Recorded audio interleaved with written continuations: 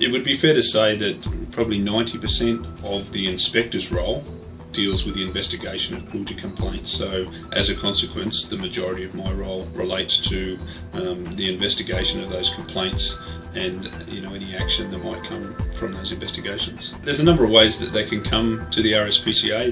They generally go through the call centre. On a day-to-day basis, myself and my crew, we answer and respond to a variety of calls, so including animal cruelty reports, general inquiries associated with animal welfare, and several adoption calls. The most common cruelty complaints that we receive are basically associated with food and water, so where the animal hasn't been provided food and water, and as a result to that they're in poor condition or they haven't received adequate veterinary treatment. So after we've lodged that initial complaint from the phone call and discussion that we've had with our clients, we actually pass that report over to a technical assistant within the Inspectorate itself. The urgency of the complaint is assessed. Unfortunately, you might have 5 jobs in your hand ready to attend on any given day, and then we receive a complaint that's more urgent.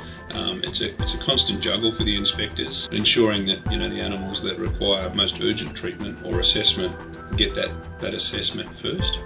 At the moment I am covering part of Sydney that we call Foxtrot.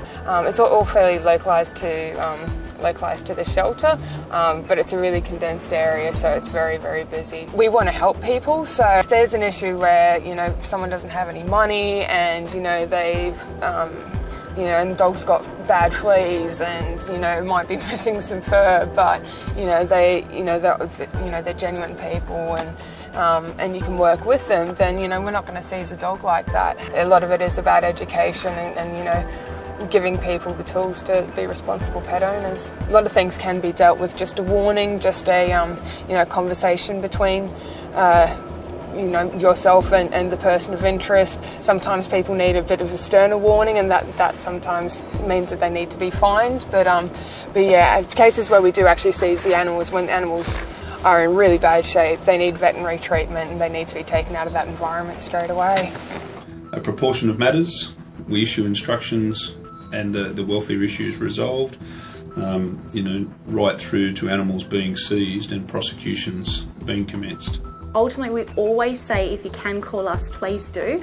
And again, that's for that discussion to take place and for us to really be able to get an understanding of what you are seeing, and we can ask questions associated with that to really determine what's happening there. Other than that, you can lodge an animal cruelty complaint online, so that's done via our websites, or you can put your concerns in writing to the Inspectorate via PO Box 34, Yagoona.